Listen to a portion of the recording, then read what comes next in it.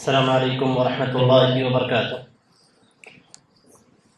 الحمد للہ رب العالمین والصلاة والسلام على اشرف الانبیاء والمرسلین محمد وعلى آلہ الطیبین الطاہرین وعلى صحابته الغر المحجلین وعلى من تبعهم بإحسان إلى يوم الدين، أما بعد،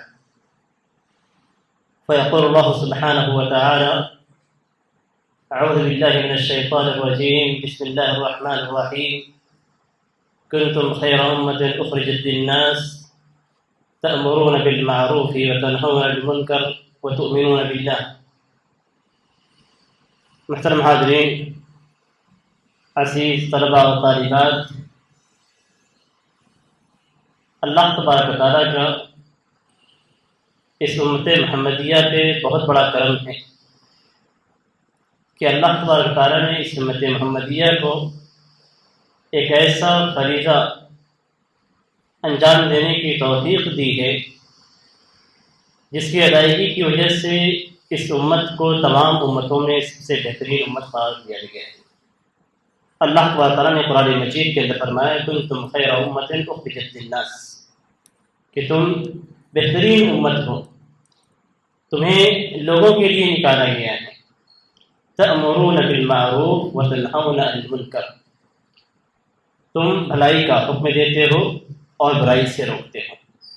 وتؤمنون باللہ، اور تم اللہ تبارک و تعالیٰ پہ ایمان رکھتے ہو۔ اس کے اندر بہترین امت کی ہونے کے 3 صفات کو ذکر کیا گیا ہے، اور جو آخری صفت ذکر کی گئی ہے اگرچہ ذکر میں آخری ہے لیکن ترتیب کے اعتبار سے پہلی ہے۔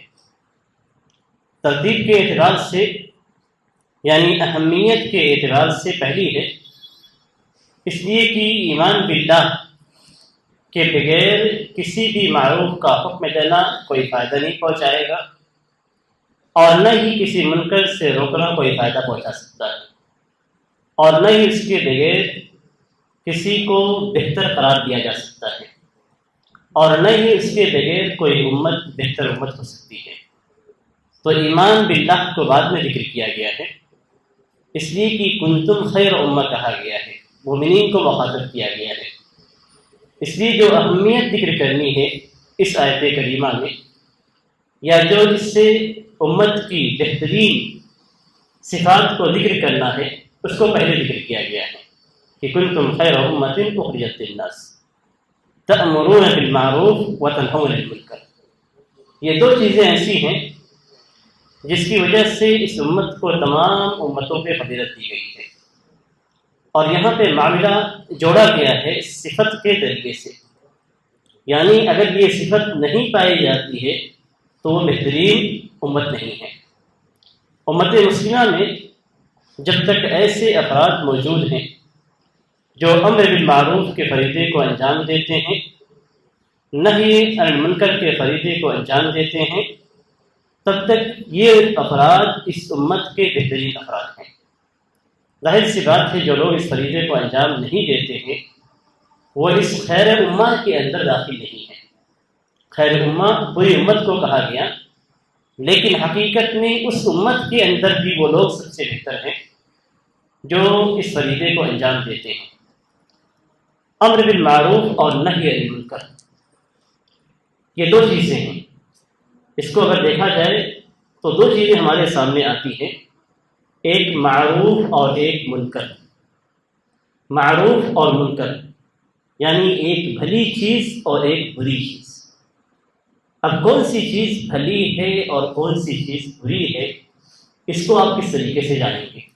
ظاہر سی بات ہے کسی بھی چیز کا حکم دینے سے پہلے آپ کو اس چیز کے بارے میں معلوم ہونا چاہیے کہ یہ معروف ہے یا منکر ہے۔ معروف ہے تو آپ کو حکم دینا ہے، منکر ہے تو لوگوں کو اس سے روکنا ہے۔ جب تک آپ کو وہ چیز معلوم نہیں ہوگی یہ چیز سے بھلی ہے یا بری ہے، اس وقت تک آپ نہ اس کا حکم دے سکتے ہیں اور نہ ہی اس چیز سے آپ لوگوں کو روک سکتے ہیں۔ اس کو جاننے کا معیار کیا ہے؟ کیسے آپ جانیں گے کہ یہ چیز بھلی ہے یا یہ چیز بری ہے؟ جاننے کا معیار اس سلسلے میں شریعت ہے۔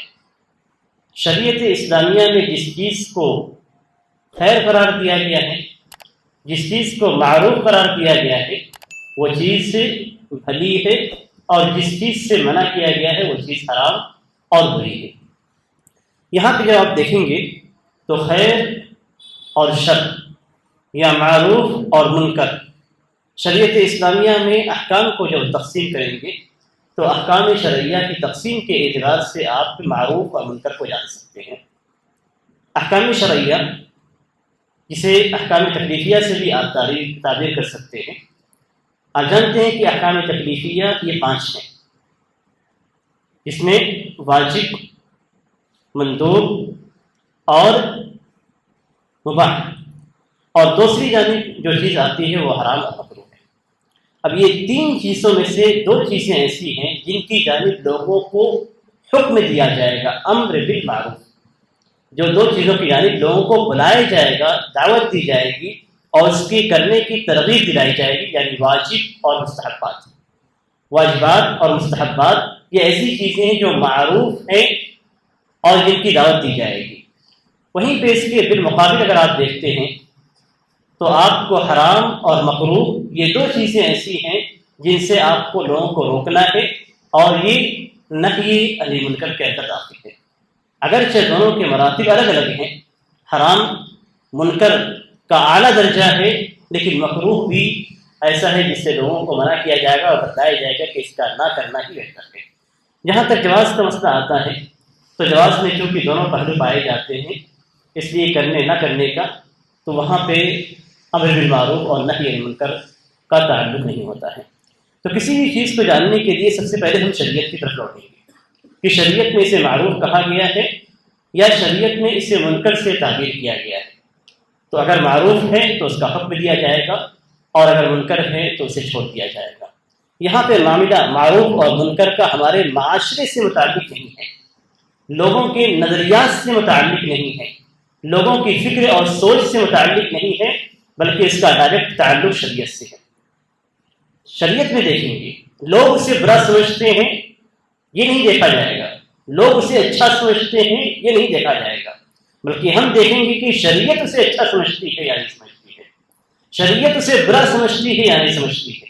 شریعت اچھا سمجھتی ہے تو وہاں امر بالمعروف ہے، معروف کا حکم دیا جائے گا، اور اگر شریعت سے برا سمجھتی ہے تو اس سے روکنے کی کوشش کی جائے گی۔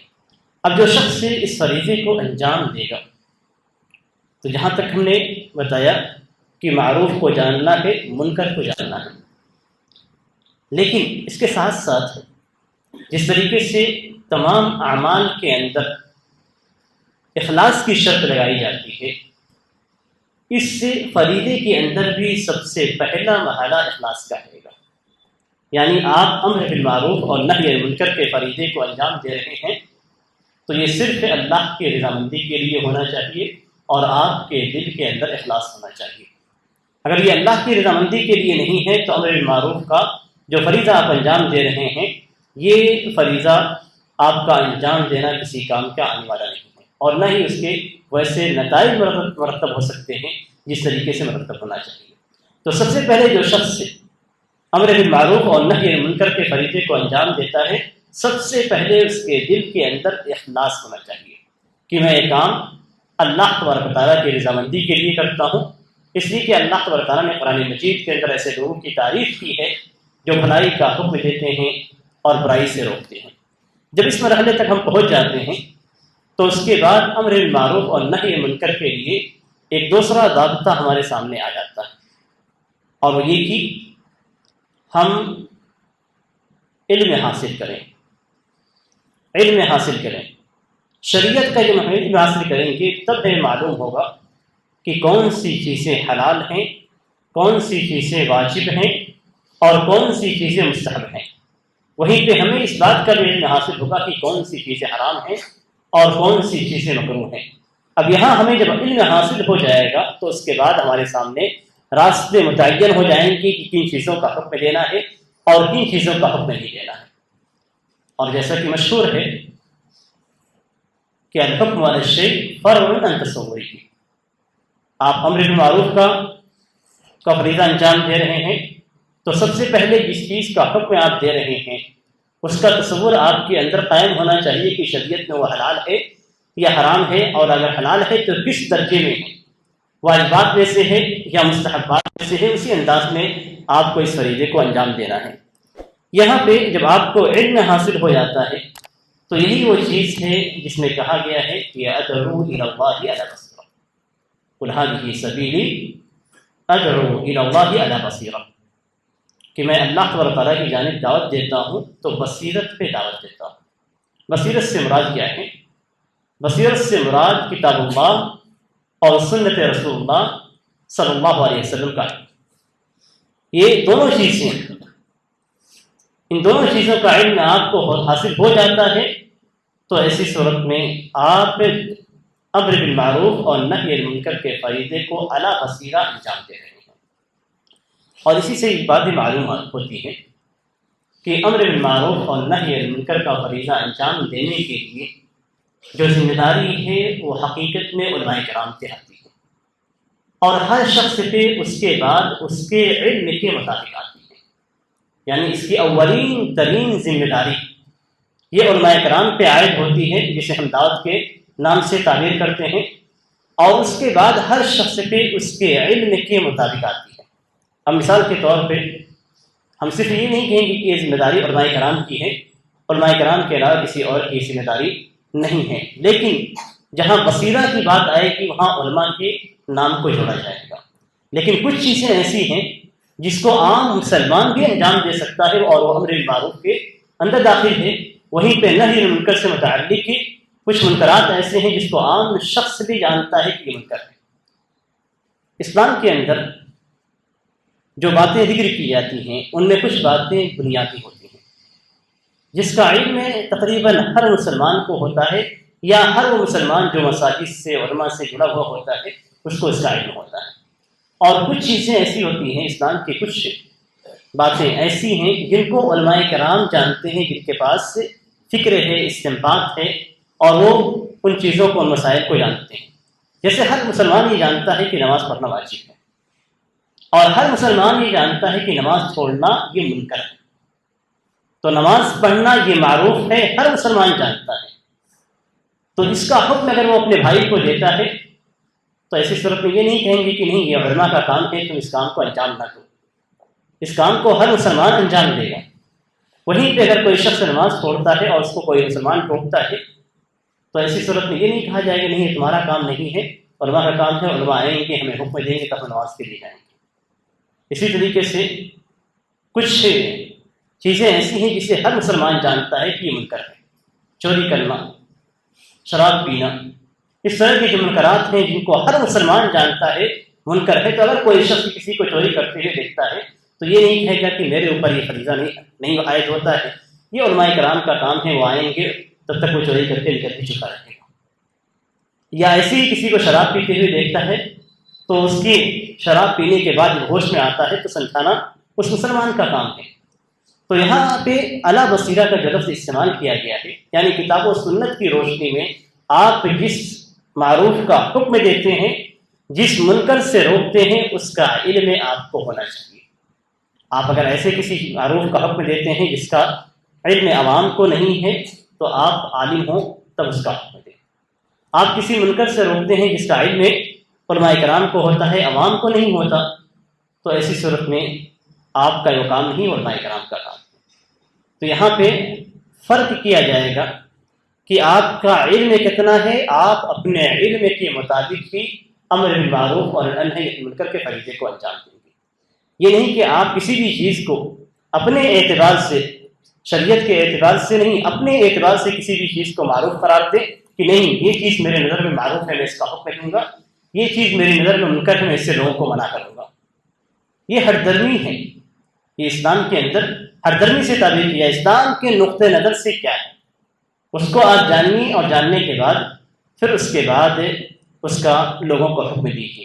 تو دوسری جو چیز ہے وہ یہ کہ آپ کے یہاں علم ہونا چاہیے، امر بالمعروف اور نہی عن المنکر کی حقیقت کا علم ہونا چاہیے کہ حقیقی معنوں میں کیا معروف ہے، کیا منکر ہے، کس کا حکم دیا جائے گا اور کس سے روکا جائے گا۔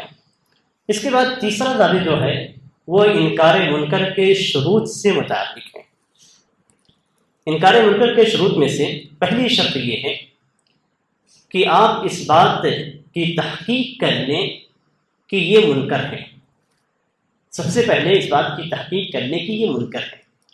بسا اوقات بہت سارے لوگ دوسروں کو ٹوک دیتے ہیں یہ کہہ کے کہ یہ غلط کام کر رہے ہیں، جبکہ شریعت کے اندر اس کی اجازت موجود ہوتی ہے۔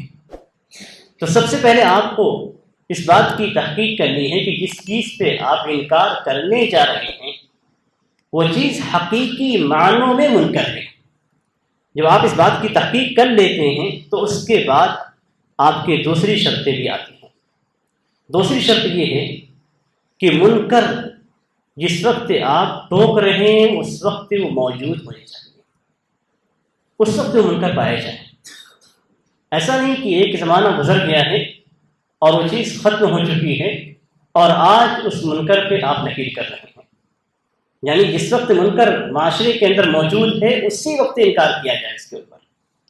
جب وہ چیزیں ختم ہو جائیں، ایک عرصہ گزر جائے، اس کے بعد اس پہ انکار کرنے کا کوئی فائدہ نہیں ہے۔ یا فرضی طور پہ آپ ایک منکر کو سوچ لیں اور سوچنے کے بعد پھر اس پہ انکار کرنا شروع کر دیں اور اس تعلق سے لوگوں سے بات کرنا شروع کر دیں کہ نہیں یہ منکر ہے، ایسا نہیں کیا جائے گا۔ تو یہ صورتحال نہیں ہونی چاہیے۔ جس سے منکر پہ انکار کیا جاتا ہے وہ انکار کے وقت موجود ہونا چاہیے۔ تیسری شرط انکار منکر کی یہ ہے کہ جاسوسی کر کے اس پہ انکار نہ کیا جائے، تجسس نہ ہو۔ تجسس کر کے اس کے بعد دیکھیں، آپ کسی کے پیچھے لگ جائیں اور پیچھے لگنے کے بعد پیچھے لگے رہیں کہ کب وہ غلطی کرتا ہے تو اس کے بعد میں اسے ٹوکتا ہوں۔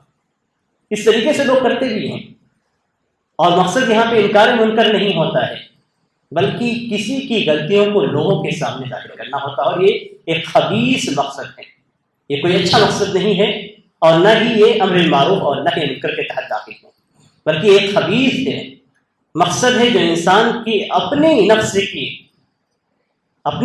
کی کو راحت پہنچانے کے لیے کی جاتی ہے۔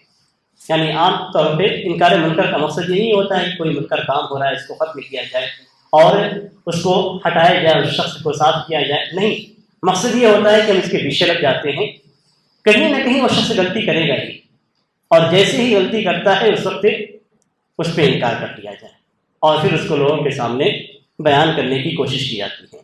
تو منکر ظاہر ہونا چاہیے، آپ کی اپنی آنکھوں کے سامنے آ جائے، آپ بغیر تجسس کے آپ کے سامنے آ جاتا ہے، آپ نے دیکھا، آپ اسے ٹوکیں اور ٹوکنے کے بعد اسے بتلائیں کہ یہ غلط کام ہے، اس غلط کام کو تم چھوڑ دو۔ لیکن اگر کوئی شخص سے علی اعلان ہی ویسا کام کر رہا ہے، ایک شخص سے جو کھلے عام شراب پی رہا ہے، لوگوں کے سامنے ہی کر رہا ہے، تو ایسی صورت میں اسے لوگوں کے سامنے ہی ٹوکا جائے گا، لیکن وہاں ٹوکنے کا خاص طور سے شراب کے تعلق سے ٹوکنے کے کچھ ضابط ہیں، اور سب سے پہلا ضابط یہی ہے کہ چونکہ شراب پینے والا خود اپنے ہوش میں نہیں ہوتا، تو اس صورت میں اگر آپ اس کے اس منکر پہ انکار کرتے ہیں تو اسے کوئی فائدہ نہیں پہنچنے والا ہے، اس لیے کہ وہ آپ کی بات کو سمجھ نہیں رہا ہے، اور سمجھ بھی رہا ہے، اگر سن بھی رہا ہے تو اس کیفیت میں نہیں ہے کہ وہ اسے قبول کر سکے۔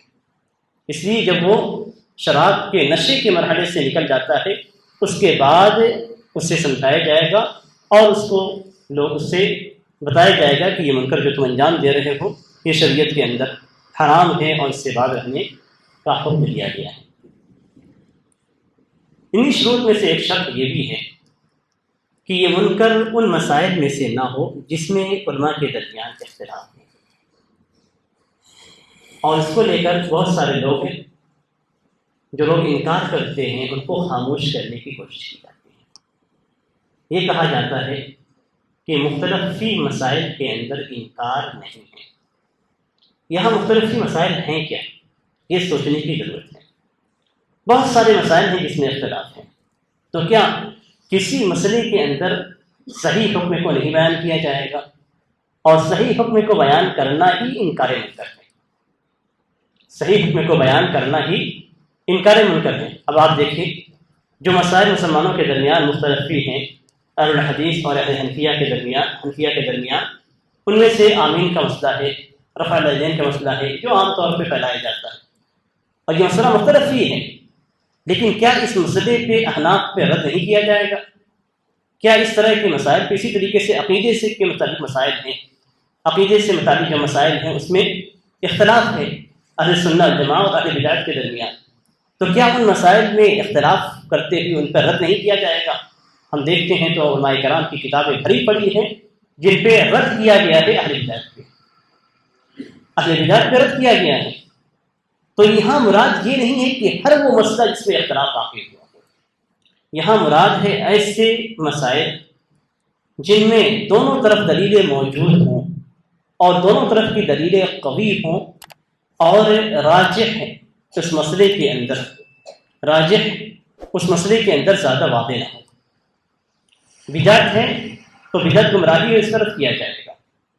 حدیث ضعیف ہے تو ضعیف حدیث پہ عمل نہیں کیا جائے گا، اس لیے اگر کوئی عمل کرتا ہے اس کے مقابل میں صحیح حدیث موجود ہے تو صحیح حدیث کو پیش کر کے اس پہ نکیر کی جائے گی۔ ایسے ہی کچھ مسائل جو مختلف فی ہیں لیکن ان میں حق واضح ہے دلیلوں کی روشنی میں، تو ایسے مسائل کے اندر بھی اگر کوئی شخص دوسرے قول پہ عمل کرتا ہے تو اسے سمجھایا جائے گا، اس پہ نکیر کی جائے گی۔ لیکن اگر کچھ مسئلے ایسے ہیں جن میں حق بہت زیادہ واضح نہیں ہے، یعنی آپ یہ کہہ سکتے ہیں کہ دونوں طرف حق نظر آتا ہے، جیسے مثال کے طور پہ فقہی مسئلے میں اگر آپ لیتے ہیں تو کیا 2 رکعت والی نماز میں تورک اختیار کیا جائے گا یا نہیں؟ یہ مسئلہ آپ کے سامنے ہے۔ علماء کے 2 اقوال اس کے اندر موجود ہیں، بعض علماء کرام کہتے ہیں کہ تورک اختیار کیا جائے گا اور بعض کہتے ہیں کہ نہیں اختیار کیا جائے گا، دونوں کی دلیلیں ایک ہی حدیث ہیں۔ یہ لوگ بھی اسی سے استدلال کرتے ہیں، دوسرے علماء بھی اسی حدیث سے استدلال کرتے ہیں۔ تو کیا یہاں پہ اگر کوئی شخص 2 رکعت والی نماز میں تورک کرتا ہے تو ہم یہ کہیں گے کہ یہ منکر انجام دے رہا ہے، اس پہ نکیر کی جائے گی؟ یا اگر کوئی نہیں کرتا ہے تو دوسرا فریق کہتا ہے کہ نہیں یہ منکر ہے، اس پہ نکیر کی جائے گی؟ نہیں، اس طرح کے مسائل میں نہیں۔ اور اسی کو یہاں پہ ذکر کیا گیا ہے کہ مختلف فی مسائل میں انکار نہیں ہے۔ مختلف فی مسائل سے مراد ایسے مسائل جن میں دلیلیں دونوں طرف ہوں اور دونوں طرف کی دلیلیں آپ کو قوی نظر آتی ہوں اور اس کو منکر بھی نہیں کہا جا سکتا ہے کہ یہ کام منکر ہے۔ منکر کیا ہوتا ہے؟ بدعت۔ کسی چیز کے بدعت ہونے نہ ہونے میں اگر اختلاف ہے تو وہاں دلیل کی روشنی میں دیکھا جائے گا کہ کیا حقیقت میں وہ بدعت ہے یا بدعت نہیں ہے۔ اب جیسے مثال کے طور پہ جو ایک مسئلہ ہے کہ رکوع سے اٹھنے کے بعد ہاتھوں کو سینے پہ باندھا جائے گا یا نہیں باندھا جائے گا، بعض علماء نے اسے بدعت قرار دیا ہے۔ اب اگر آپ اسے بدعت سمجھتے ہیں تو نکیر آپ کے اوپر واجب ہے، اس لیے کہ بدعت پہ نکیر کی جائے گی۔ لیکن کیا وہاں پہ ان علماء کا اس کو بدعت قرار دینا یہ صحیح ہے یا صحیح نہیں ہے؟ یہ آپ کو التحقق من کون منکر کہ منکر کے منکر ہونے کی تحقیق آپ کو کرنی ہے۔ جب تک آپ تحقیق نہیں کر لیتے ہیں کہ یہ منکر ہے یعنی بدعت ہے، اس وقت تک آپ اس پہ نکیر نہیں کر سکتے ہیں۔ اور جب آپ جان جاتے ہیں کہ یہ منکر ہے تو اس پہ نکیر کی جائے گی۔ اور اگر آپ کو شک ہے کہ یہ منکر ہے یا استنباطات موجود ہیں اس سلسلے میں اور وہ استنباطات احادیث سے ہیں، اعمال صحابہ سے ہیں، تو ایسی صورت میں آپ اس پہ انکار نہیں کر سکتے ہیں، اگرچہ وہ مرجوع ہو آپ کی نگاہ میں، اگرچہ وہ مرجوع ہو، لیکن اسے آپ نہ منکر قرار دے سکتے ہیں نہ اس پہ نکیر کر سکتے ہیں۔ ہاں، اپنا موقف آپ بیان کر سکتے ہیں کہ یہ موقف مجھے زیادہ صحیح نظر آتا ہے۔ تو یہاں پہ جو اصلی چیز ہے وہ یہ کہ سارے مختلف مسائل کے اندر انکار کا مسئلہ نہیں ہے۔ جو یہ کہا جاتا ہے کہ لا انکار فی المجتہد فیہ یا لا انکار فی المسائل المختلف فیہ، کہ جن مسائل میں اختلاف ہے اس میں انکار نہیں ہے، یہ مطلقاً نہیں ہے بلکہ اس کی تفصیل بھی موجود ہے۔ اب اس کے بعد ہم آتے ہیں ان قواعد کی جانب جو متعلق ہیں انکار منکر کے مراتب سے۔ انکار منکر کے مراتب سے جو چیزیں ان کے مراتب سے جو چیزیں متعلق ہیں اس میں نبی اکرم صلی اللہ علیہ وسلم کی حدیث ہے، من رأى منکم منکرا فلیغیرہ بیدہ فإن لم یستطع فبلسانہ فإن لم یستطع فبقلبہ وذلک اضعف الایمان۔ یہ مراتب انکار ہیں۔ انکار کے مراتب انہیں کہا جاتا ہے، منکر کے انکار کے مراتب۔ سب سے پہلا مرتبہ یہ ہے کہ من رأى منکم منکرا فلیغیرہ بیدہ، اپنے ہاتھ سے اسے مٹایا جائے گا۔ لیکن یہاں پہ جس بات کا خیال رکھا جائے گا وہ ایک دوسرا قاعدہ بھی ہے جو انکار منکر سے متعلق ہے، کہ ایسا نہ ہو کہ آپ اپنے ہاتھوں سے اس منکر کو ختم کرنے کی کوشش کر رہے ہیں تو اس سے بڑی مفسدت سامنے آ جائے۔ اس کی ایک واضح مثال ہے، جیسے کوئی شخص کسی شرکیہ عمل کو دیکھتا ہے یا کسی شرکیہ مقام کو دیکھتا ہے، دیکھنے کے بعد وہ اپنے ہاتھ سے اس سے شرکیہ مقام کو ہٹانا چاہتا ہے یا اس چیز کو ہٹانا چاہتا ہے، لیکن اگر وہ ہٹاتا ہے تو اتنا بڑا ہنگامہ کھڑا ہو جائے گا کہ کئی نفس چلے جائیں گے۔ تو یہاں پہ آپ کا ہاتھوں سے روک لینا ہی افضل ہے۔ اور قرآن کریم کے اندر بھی اللہ تعالیٰ نے اس کی ہدایت دی ہے، وَلَا تَسُبُّوا الَّذِينَ يَدْعُونَ مِن دُونِ اللَّهِ فَيَسُبُّوا اللَّهَ عَدْوًا بِغَيْرِ۔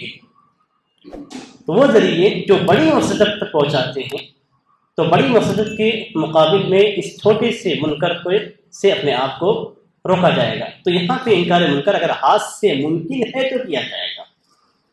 ہاتھ سے مراد ہے کہ طاقت سے، ہاتھ سے مراد صرف ہاتھ ہی سے نہیں ہے، قوت اور طاقت کے ذریعے سے اگر آپ انکار منکر کر سکتے ہیں تو یہاں آپ انکار منکر کریں گے۔ اور یہ چیزیں کہاں پہ واقع ہوتی ہیں اور کہاں پہ آپ کر بھی سکتے ہیں؟ آپ گھر کے اندر ہیں باپ ہونے کی حیثیت سے، تو اور بیٹا اگر کسی منکر کام کو انجام دیتا ہے تو آپ اسے روک سکتے ہیں ہاتھ کے ذریعے سے، یہ آپ کا فرض ہے، یہ آپ کا فرض ہے کہ یہاں آپ اپنے ہاتھوں سے اس منکر کو روکیں۔ آپ بڑے بھائی ہیں، اپنے چھوٹے بھائی کو منکر کرتے ہوئے دیکھ رہے ہیں تو آپ اپنے ہاتھوں سے روک سکتے ہیں۔ جہاں آپ کے پاس قوت ہے، طاقت ہے، وہاں آپ کی ذمہ داری عائد ہوتی ہے کہ آپ اس منکر کو روکیں۔ جیسے مثال کے طور پہ ایک حاکم شرعی ہے اور وہ کسی منکر کو ہوتے ہوئے اپنی سلطنت میں دیکھتا ہے تو اس کے پاس پاور ہے، طاقت ہے، وہ آسانی کے ساتھ اسے روک سکتا ہے۔ تو یہاں اس شخص پہ واجب ہو جائے گا کہ وہ اپنے ہاتھ سے اس منکر کو روکے۔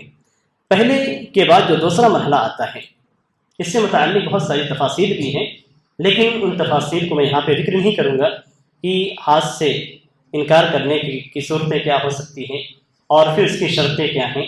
ان سارے شروط اور صفات کو میں ذکر نہیں کرتا ہوں، اس لیے کہ اس سے موضوع کافی طویل ہو جائے گا۔ دوسرا مرحلہ جو ہے وہ زبان سے ہے، زبان سے انکار منکر۔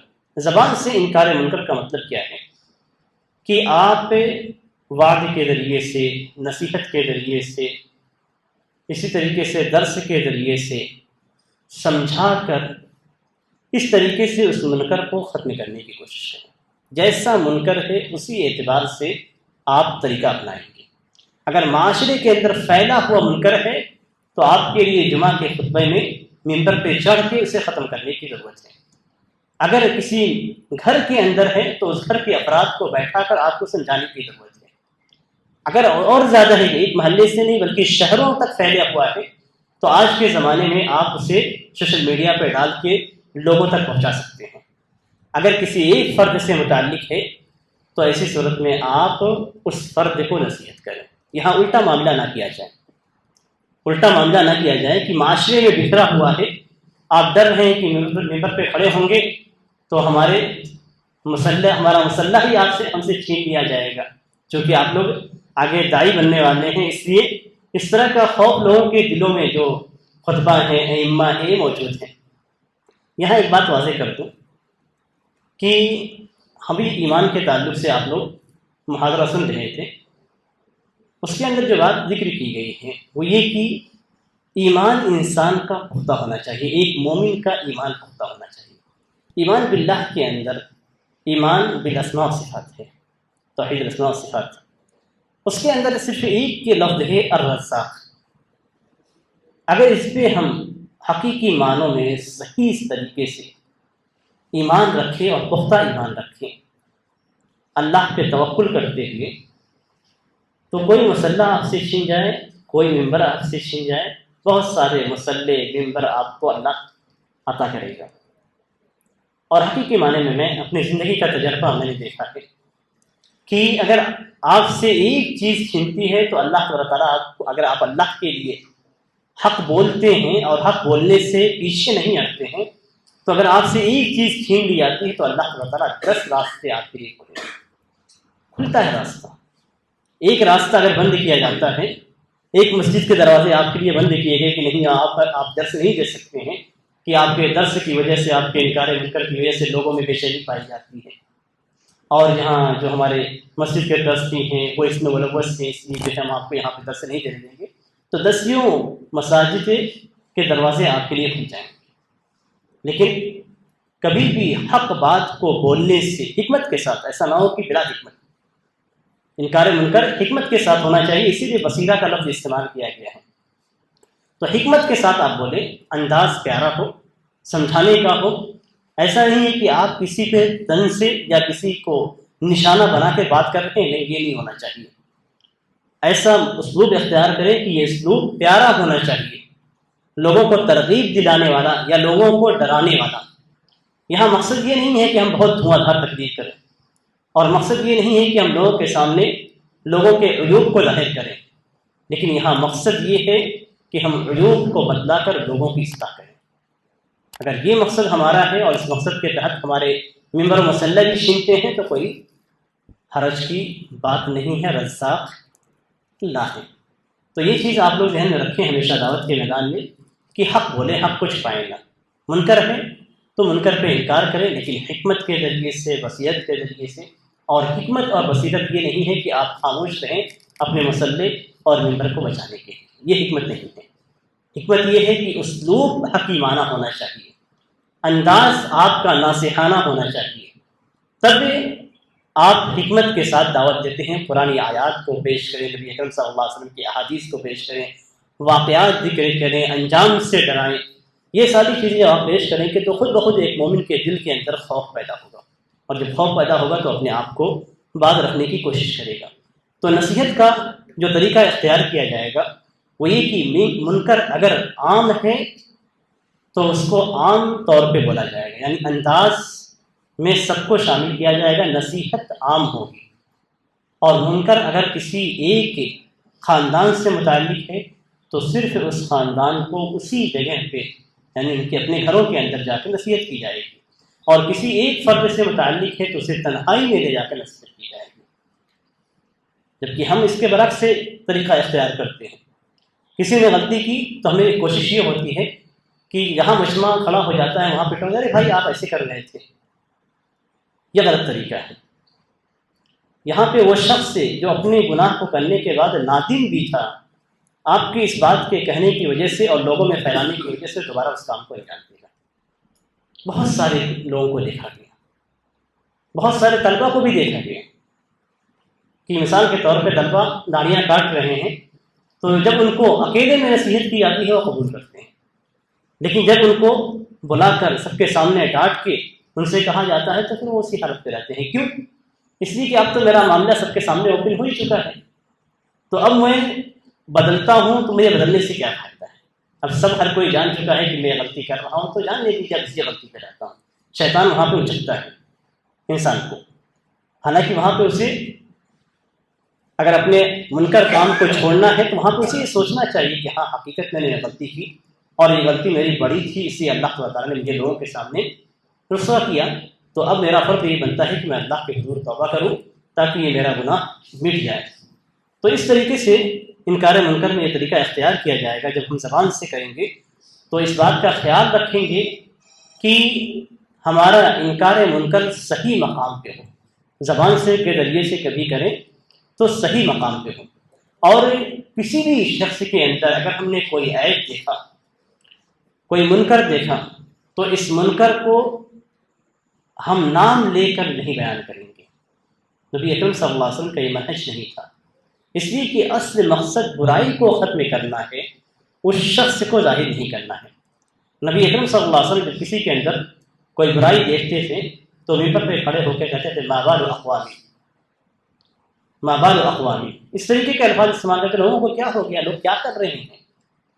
یہاں یہ معلوم نہیں ہوتا کہ کس نے کیا، لیکن یہ معلوم ہوتا تھا کہ ہاں یہ واقع ہو چکا ہے۔ تو لوگ بچتے تھے، نام نہیں لیا جاتا ہے، کسی کی طرف اشارہ نہیں کیا جاتا ہے، آپ کوئی ایسا کلام اپنی زبان سے نہ نکالیں جس سے معلوم ہو کہ فلاں شخص کو آپ تنقید کا نشانہ بنا رہے ہیں۔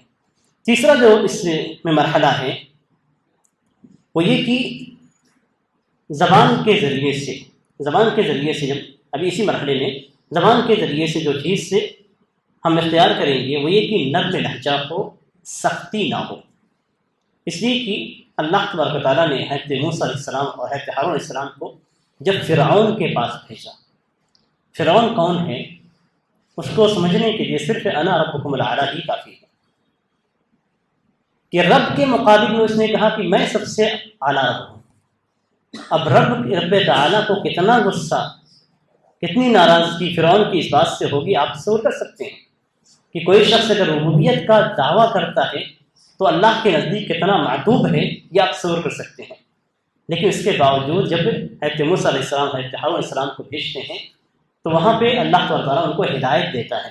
یہ نہیں کہ اس نے کہا انا ربکم الاعلی تو تم بھی طیش میں آ جاؤ اور اس کو کھڑا کھڑا سنا کے چلے آؤ، نہیں، یہاں دعوت دینے جا رہے ہیں، آپ منکر پہ انکار کرنے جا رہے ہیں، تو اللہ تعالیٰ کا فقولا لہ قولا لینا لعلہ یتذکر او یخشی، کیوں جاؤ اور اس سے نرمی سے بات کرنا، نرم اسلوب اختیار کرنا، ہو سکتا ہے کہ وہ ڈرے یا نصیحت حاصل کرے۔ تو نرم لہجہ جب اختیار کیا جائے گا تو اللہ کی خشیت بھی پیدا ہوگی اور اللہ تبارک تعالیٰ کے لیے نصیحت بھی حاصل ہوگی۔ تو نرم لہجہ اختیار کیا جائے گا۔ اسی لیے نبی اکرم صلی اللہ علیہ وسلم کے تعلق سے کہا گیا فَإِمَا رَحْمَةٍ مِّنَ اللَّهِ لِنْتَ لَهُمْ، کہ اللہ کی رحمت سے آپ مومنوں کے لیے نرم ہو چکے ہیں۔ وَلَوْ كُنْتَ فَظًّا غَلِيظَ الْقَلْبِ لَانفَضُّوا مِنْ حَوْلِكَ، اگر آپ خشک مزاج ہوتے، سخت دل ہوتے تو یہ جو آپ کے ارد گرد صحابہ کرام آپ پہ ٹوٹے پڑے ہیں، آپ کے لیے اپنی جان دے رہے ہیں، یہ سب کے سب آپ سے نکل کے بھاگ جاتے ہیں، کوئی بھی آپ کے پاس نہیں بیٹھتا۔ تو یہی طریقہ ایک داعی کا بھی ہونا چاہیے کہ جب بات کرے تو بہت ہی نرمی کے ساتھ، ارے بھائی جو آپ نے جو کیا شریعت کی نگاہ میں ایسے ہے، ساری چیزیں آپ اچھے انداز میں بیان کریں، یہ نہیں کہ سختی کے ساتھ ارے تم نے کیا کر دیا، کیا ہو گیا تھا تمہیں، ڈانٹنا ہی شروع کر دیں گے پہلے ہی، تو اس کے بعد آگے اس کی عقل بند ہو جائے گی اور بند ہونے کے بعد آپ کی نصیحت اس کے لیے کارگر نہیں ہوگی۔ تو سختی نہیں اختیار کرنا ہے، جو کچھ بھی کہنا ہے نرمی کے ساتھ آپ کو کہنا ہے، لیکن اس کے ساتھ ساتھ ہے آپ اسے ڈرائیں بھی تاکہ وہ ڈر کے اللہ کے خوف سے، جہنم کے خوف سے وہ اپنے اس منکر سے نکل جائے۔ لیکن اگر جرم میں کوئی ایسا ہے جو بار بار کسی شخص سے صادر ہو رہا ہے اور آپ بار بار دیکھ رہے ہیں کہ وہ غلطی کر رہا ہے، جیسے مثال کے طور پہ ایک شخص کو آپ نے دیکھا کہ وہ بار میں جا کے شراب پی رہا ہے، بار میں داخل ہوتے ہی آپ نے دیکھا اس سے، آپ گزر رہے تھے، آپ نے دیکھ لیا، بعد میں آپ نے اس کو نصیحت کی بھائی آپ کہاں جا رہے ہیں، کیا کر رہے ہیں آپ، شراب اسلام کے اندر حرام ہے اور یہی حرام نہیں قرار دیا گیا ہے، آپ کی اپنی صحت کے لیے بھی نقصان دہ ہے، اور دیکھیے اس کے برے نتائج کتنے ہیں، آپ خود اس کا مطالعہ کیجیے۔ تو شریعت میں کسی چیز کو، اچھی چیز کو ایسے ہی حرام نہیں قرار دیا تھا، آپ کو اچھی لگتی ہے پینے میں، آپ کو اچھا محسوس ہوتا ہے، لیکن شریعت نے جو حرام قرار دیا ہے اس کے اندر نقصان ہے، اس نقصان کی وجہ سے شریعت نے حرام قرار دیا، اس سے باز آئیے اور پھر آخرت میں اس کا کیا انجام ہے اسے بیان کریں۔ اس حالت میں اگر موت آ جائے، آدمی لہراتا ہوا چل رہا ہے، کوئی گاڑی آدمی سے ٹکر مار دیتی ہے، مر جاتا ہے، تو پھر اس طرح کی باتیں جب اس کے ذہن میں ڈالیں گے تمہارے بیٹوں کا کیا ہوگا، تمہاری بیوی کا کیا ہوگا، اس طریقے سے تم لہرا کے چلتے ہو، تو یہ ساری چیزیں جب اس کے سامنے دنیا اور آخرت دونوں کو پیش کریں گے تو اس کے دل کے اندر خوف پیدا ہوگا۔ لیکن پھر آپ دیکھتے ہیں کہ پھر وہی جا رہا ہے، پھر وہی جا رہا ہے، تو اب اسے آپ دھمکی دے سکتے ہیں، دیکھو ابھی تک میں نے تمہاری بات کو چھپا کے رکھا تھا، اب اگر میں آئندہ دیکھوں گا تمہیں جاتے ہوئے تو میں تمہارے گھر والوں کو بتا دوں گا، صاف بات ہے۔ تو اس طریقے سے اسلوب اختیار کیا جائے گا، اسے روکنے کے لیے اسلوب اختیار کیا جائے گا۔ وہ باز آ جاتا ہے تو اچھی بات ہے، اور اگر باز نہیں آتا ہے تو اس کے بعد ایسے افراد کو بتایا جائے جو اس کی اصلاح کر سکے، اس کے باپ ہیں، ماں ہیں، ان لوگوں کو بتایا جائے تاکہ گھر کے افراد ہی اس کی اصلاح کریں۔ ایسا نہیں کہ آپ معاشرے کے اندر اس کو رسوا کریں، معاشرے کے اندر اسے رسوا نہیں کیا جائے گا۔ تیسرا جو مرحلہ آتا ہے انکار منکر کے مراتب کا، تیسرا مرتبہ اور تیسرا مرحلہ دل کے ذریعے سے، اور اسے ایمان کا سب سے ہلکا درجہ قرار دیا گیا ہے۔ ایمان کے سب سے ہلکے درجے کا مفہوم یہ ہے کہ اس کے بعد ایمان کا درجہ باقی نہیں رہتا ہے، اور یہ بہت خطرناک چیز ہے۔ یعنی آپ کسی منکر کو دیکھ رہے ہیں اور دل کے اندر بھی انکار پیدا نہیں ہو رہا ہے، تو پھر اپنے ایمان کا جائزہ کر لیں۔ وذالک اضعف الایمان، ایمان میں سب سے کمزور طبقہ یہ ہے۔ ایمان کے بہت سارے مراتب ہیں، لیکن مراتب کے اندر آپ کے ایمان کی قوت زیادہ اور کم ہوتی رہتی ہے، لیکن سب سے کمزور کب ہو جاتی ہے؟ جب آپ کسی منکر کو دیکھتے ہیں اور آپ کے دل پہ جوں تک نہیں رہتی ہے۔ جسے کہا جاتا ہے کان پہ جو رہے گا، یہاں دل پہ جو نہیں دیکھتی ہے، یعنی کچھ بھی احساس آپ کو نہیں ہوتا ہے۔ اور یہ احساس سے جب آدمی منکر میں اس طریقے سے ڈوب جاتا ہے، اس انداز میں رہتا ہے کہ بار بار منکر دیکھتا ہے لیکن اس منکر سے اللہ کی پناہ طلب نہیں کرتا ہے، تو وہاں پہ یہ چیز واقع ہوتی ہے۔ اور اس کی واضح مثال دیکھیں، آپ جب کسی مندر کے پاس سے، کسی مزار کے پاس سے گزرتے ہیں تو کیا آپ کے دل میں انکار پیدا ہوتا ہے؟ آپ یہ سوچتے ہیں کہ یہ منکر ہے، اگر اللہ کی عبادت ہو رہی ہے۔ کسی مندر میں کسی کو ماتھے ٹیکے ہوئے آپ دیکھتے ہیں تو آپ اپنی زبان سے اعوذ باللہ من الشیطان الرجیم پڑھتے ہیں، اللہ سے پناہ طلب کرتے ہیں۔ آپ روک نہیں سکتے ہیں اس کو، انکار منکر نہیں کر سکتے ہیں۔ کسی مزار پہ کسی کو ماتھا ٹیکے ہوئے دیکھتے ہیں تو کیا آپ کے دل میں انکار پیدا ہوتا ہے؟ یہی دیکھنے کی چیز ہے۔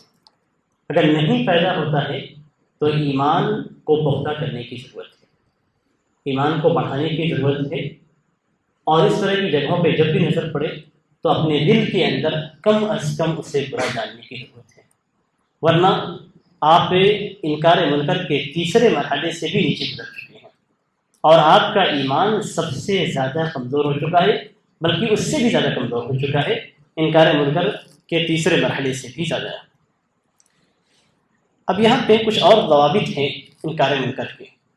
انکار منکر کے جو ضوابط ہیں ان میں سے ایک ضابطہ یہ ہے کہ کبھی کبھی ایسا بھی ہوتا ہے کہ کئی منکرات اکٹھا ہو جاتے ہیں۔ ایسی صورت میں آپ کو کس چیز پہ انکار کرنا ہے؟ یعنی جیسے مثال کے طور پہ آپ دیکھ رہے ہیں کہ ایک شخص قبر پہ سجدہ کر رہا ہے، دوسرا وہاں پہ بیٹھ کے قرآن کریم کی تلاوت کر رہا ہے۔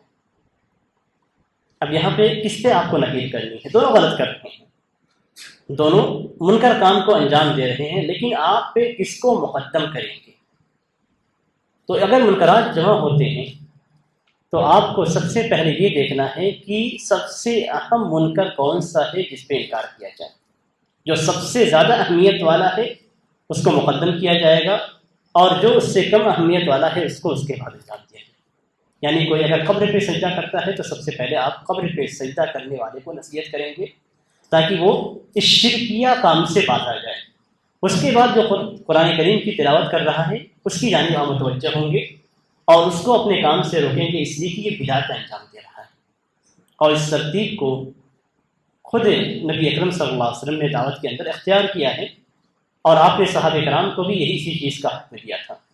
حضرت موسیٰ اشعری رضی اللہ تعالیٰ عنہ کو جب آپ صلی اللہ علیہ وسلم نے یمن کی جانب بھیجا تو آپ نے کہا فَلْيَكُنْ أَوَّلَ مَا تَدْعُوهُمْ إِلَيْهِ شَهَادَةُ أَن لَا إِلَٰهَ إِلَّا اللَّهُ، کہ سب سے پہلی چیز جس کی ان کو دعوت دیں گے وہ لا الہ الا اللہ کی گواہی ہے، یعنی سب سے پہلے شرک سے روکنا ہے۔ دعوت الی اللہ میں دونوں پہلو پائے جاتے ہیں، امر بالمعروف کے اور نہی منکر کے۔ توحید کی دعوت شرک سے روکنا ہے، یعنی امر بالمعروف بھی ہے اور نہی عن المنکر بھی ہے۔ تو یہاں پہ اس ترتیب سے دیکھا جائے گا کہ کون سی چیز سب سے زیادہ اہم ہے اسے مقدم کیا جائے گا، اور اس کے بعد جو چیز اس سے کم درجے میں آتی ہے اسے نصیحت کی جائے گی۔ اور اسی نصیحت میں ایک اور نصیحت ہے، کوئی شخص اگر نماز چھوڑ رہا ہے اور روزہ رکھ رہا ہے، یا کوئی شخص نماز چھوڑ رہا ہے اور رمضان کے روزے بھی چھوڑ رہا ہے، اسے کس چیز کی نصیحت کی جائے گی؟ پہلے ظاہر سی بات ہے رمضان کے روزے بھی چھوڑ رہا ہے لیکن نماز بھی چھوڑ رہا ہے، تو ایسی صورت میں سب سے پہلے اسے نماز کی تلقین کی جائے گی اور اس کے بعد پھر رمضان کے روزوں کی۔ تو یہ ترتیب انکار منکر میں ہمارے سامنے ہونی چاہیے۔ اسی طریقے سے امر بالمعروف میں بھی یہی ترتیب ہونی چاہیے کہ جب ہم بھلائی کا حکم دیں تو جو بڑی بھلائی ہے اس کو اس سے چھوٹی بھلائی پہ مقدم کریں۔ ایسا نہ ہو کہ ہم ادنا سے شروع کریں اور پھر اعلیٰ کی طرف جانے کی کوشش کریں، نہیں، جو سب سے اہم ہے اس کو مقدم کیا جائے گا۔ یہ اہمیت کے اندر صرف بڑے اور چھوٹے بھلائی یا برائی کی طرف نہیں دیکھا جائے گا. کبھی کبھی حالات کے اعتبار سے کچھ چیزیں زیادہ اہم ہوتی ہیں، کچھ چیزیں اس کے بعد آتی ہیں. تو یہاں پہ حالات کے اعتبار سے بھی کبھی کبھی دیکھا جائے گا. جب حالات کے اعتبار سے ہے تو ابھی اس حالت میں کس منکر پہ انکار کرنا زیادہ مناسب ہے. جیسے موجودہ حالات میں اگر کوئی شخص انکار منکر کرنا چاہتا ہے تو فتنہ ارتداد پہ بولے، اس لیے کہ سب سے بڑا منکر آج کے زمانے میں یہی ہے. سب سے بڑا منکر آج کے زمانے میں یہی ہے. تو یہاں مقدم کیا جائے گا کہ کس موضوع کو پہلے پیش کیا جائے. ایسا نہیں کہ لڑکیاں مرتد ہو رہی ہیں اور ہم توحید پہ بول رہے ہیں، لڑکیاں مرتد ہو رہی ہیں ہم شرک پہ بول رہے ہیں. نہیں، حالات کا جو تقاضا ہے، حالات کے تقاضے کے مطابق جو منکر موجود ہے، جو اہمیت رکھتا ہے، اس کو بولیں گے. تو پھر سے فتنہ ارتداد پہ بولا جائے، وہ بھی ایک موضوع ہے. شرک پہ بولنا، توحید کی طرف دعوت دینا، وہ بھی ایک موضوع ہے جو بدعت سے ہی متعلق ہے. لیکن یہاں پہ اسباب کیا ہیں، اس کا علاج کس طریقے سے کیا جائے گا، یہ حالات کا تقاضا ہے، وقت کا تقاضا ہے، اس کے اعتبار سے بولا جائے گا. اسی طریقے سے جو قاعدہ یا ضابطہ انکار منکر امر بالمعروف اور نہی عن المنکر سے متعلق ہے، اس میں یہ کہ مصالح اور مفاسد دونوں کو دیکھا جائے گا، اس کا اعتبار کیا جائے گا. کس کے اندر مصلحت پائی جاتی ہے اور کس کے اندر مصلحت پائی جاتی ہے، دونوں کا موازنہ کیا جائے گا. اور اس سلسلے میں عبدالسلام العز بن عبدالسلام رحمہ اللہ کی کتاب بہت مفید ہے. اس کا مطالعہ کیا جائے تو اس میں خاص طور پہ مصالح اور مفاسد کی تفصیلات بہت زیادہ بیان کی گئی ہیں، اس کی صورتیں بھی بیان کی گئی ہیں، اور اس سے ہمیں معلوم ہوگا کہ کس چیز کو اہمیت دی جائے گی. یعنی کبھی کبھی دو مصلحتیں ہمارے سامنے ہوتی ہیں، ایک میں زیادہ مصلحت پائی جاتی ہے، ایک میں کم. ایسی صورت میں زیادہ مصلحت والے کو مقدم کیا جائے گا. کبھی کبھی ایسا ہوتا ہے کہ مصلحت اور مفسدت دونوں پائی جاتی ہے. اگر مصلحت پہ ہم جاتے ہیں تو مفسدت آگے بڑھ جاتی ہے اور مصلحت پیچھے رہ جاتی ہے. تو یہاں مفسدت پہ توجہ دی جائے گی، مصلحت پہ توجہ نہیں دی جائے گی. کبھی کبھی دو مفسدتیں اکٹھا ہو جاتی ہیں تو یہاں پہ موازنہ کیا جائے گا کہ ان میں سے کس پہ کون سی زیادہ بڑی ہے، اس پہ توجہ دی جائے، اسے ختم کرنے کی پہلے کوشش کی جائے اور چھوٹے کو بعد میں. تو اس طریقے سے جو مصالح اور مفاسد کے قواعد ہیں، ان قواعد کی تطبیق بھی کی جائے اس سلسلے میں. اور سب سے آخری رابطہ یہ ہے کہ انکار منکر میں بہت زیادہ تیزی اور جلدی نہ دکھائی جائے، کہ آپ بڑی تیزی کے ساتھ انکار منکر کو انجام دیں، اور اس تیزی کا نتیجہ یہ ہو کہ اس کے برے نتائج مترتب ہو جائیں. پورے حالات کا پہلے مطالعہ کریں اور اس کے لیے ایک پوری تفصیل آپ اپنے پاس رکھیں، پورے حالات کا جائزہ لیں، ایک خطہ تیار کریں اور بیٹھ کے سوچ کے طریقے اپنائیں، اور اس کے بعد پھر معاشرے کے اندر جو برائیاں پائی جاتی ہیں ان برائیوں کو دور کرنے کی کوشش کی جائے. اور بہت زیادہ جلد بازی سے نہ کی جائے، بہت زیادہ جلد بازی نہ کی جائے، بلکہ پہلے منکر کو دیکھا جائے کہ حقیقت میں منکر موجود ہے یا نہیں. پھر منکر کو ازالہ کس طریقے سے کیا جا سکتا ہے اس کے بارے میں سوچا جائے. پھر ازالے کے جو بہترین طریقے ہیں اسے اختیار کیے جائیں، اور اس کے بعد ساتھ ہی ساتھ اللہ تعالیٰ سے دعا کی جائے کہ اللہ تعالیٰ اس منکر کو مسلمانوں سے دور کر دیں. یہ چند قواعد تھے، چند ضوابط تھے، اور بھی بہت سارے رابطے انکار منکر سے متعلق ہیں، لیکن یہ اعلیٰ اجالہ ہے جو آپ لوگوں کے سامنے پیش کیا گیا. اللہ تعالیٰ سے دعا ہے کہ اللہ تعالیٰ ہمیں دین میں بصیرت عطا فرمائے، منکرات کو جاننے اور اس سے جاننے کی توفیق دے، اور اس سے روکنے کی توفیق عنایت فرمائے، اور معروف کا حکم دینے کی ہمیں توفیق دے، اور ہمیں ان بندوں میں شامل کرے جو بھلائی کا حکم دیتے ہیں اور برائی سے روکتے ہیں. انہ ولی ذلک قادر علیہ. وصلی اللہ علی نبینا محمد وعلی آلہ وصحبہ وسلم. السلام علیکم ورحمۃ اللہ وبرکاتہ.